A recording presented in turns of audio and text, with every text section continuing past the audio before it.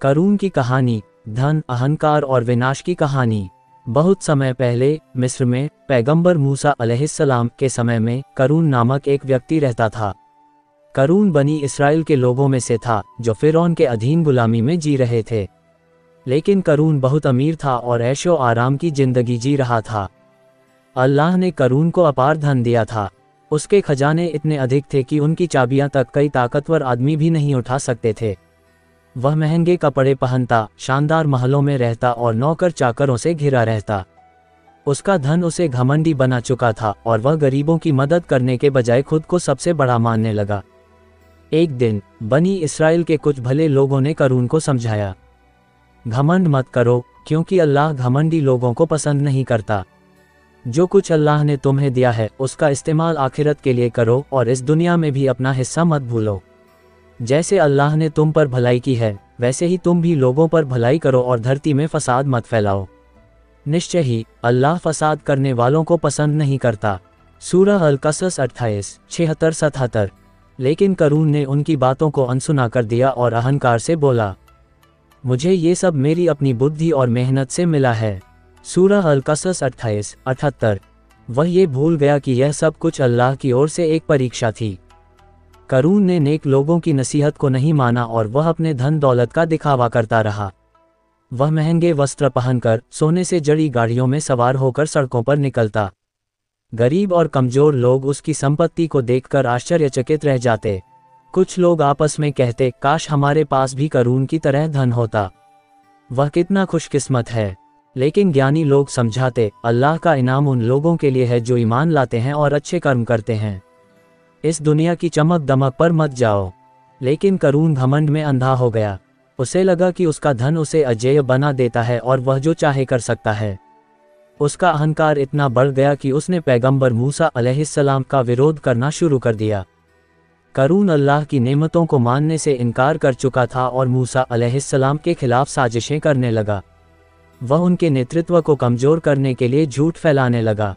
एक दिन उसने मूसा अलैहिस्सलाम का मजाक उड़ाते हुए कहा, मूसा, तुम कहते हो कि तुम अल्लाह के पैगंबर हो, लेकिन तुम्हारे पास तो कोई दौलत नहीं है। अगर अल्लाह तुम्हें पसंद करता तो क्या वह तुम्हें भी मेरी तरह धन नहीं देता?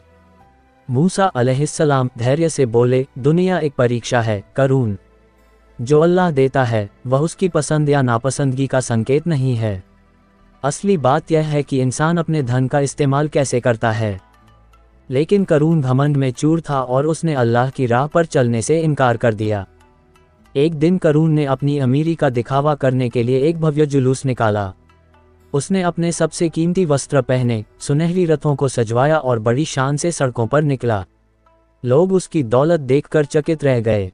लेकिन ईमान वाले समझाने लगे, इस धोखे में मत पड़ो, धन खुशी या सफलता की गारंटी नहीं है। तभी अचानक अल्लाह का अजाब आ गया। धरती करून के पैरों के नीचे से हिलने लगी। इससे पहले कि वह कुछ समझ पाता, जमीन फट गई और करून अपने पूरे महल, खजाने और नौकरों समेत उसमें समा गया। उसका वही धन जिस पर उसे इतना घमंड था उसे बचा न सका, तो हमने उसे और उसके घर को धरती में धंसा दिया। फिर कोई भी उसके लिए अल्लाह के खिलाफ मदद करने वाला नहीं था और न ही वह खुद को बचा सका। सूरह अल-कसस 28:81। जो लोग पहले करून से ईर्ष्या करते थे अब समझ गए। वे बोले, अगर अल्लाह हम पर दया न करता तो हमें भी धरती में समा दिया जाता। निश्चय ही नाश होने वाले सफल नहीं होते। सूरह अल-कसस 28:82।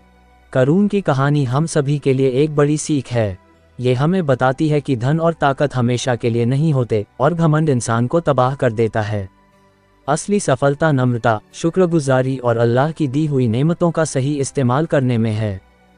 अल्लाह कुरान में फरमाता है, हम आखिरत का घर उन लोगों के लिए तय करते हैं जो धरती में घमंड और फसाद नहीं चाहते, और सबसे अच्छी अंत वही पाएंगे जो धर्मपरायण हैं।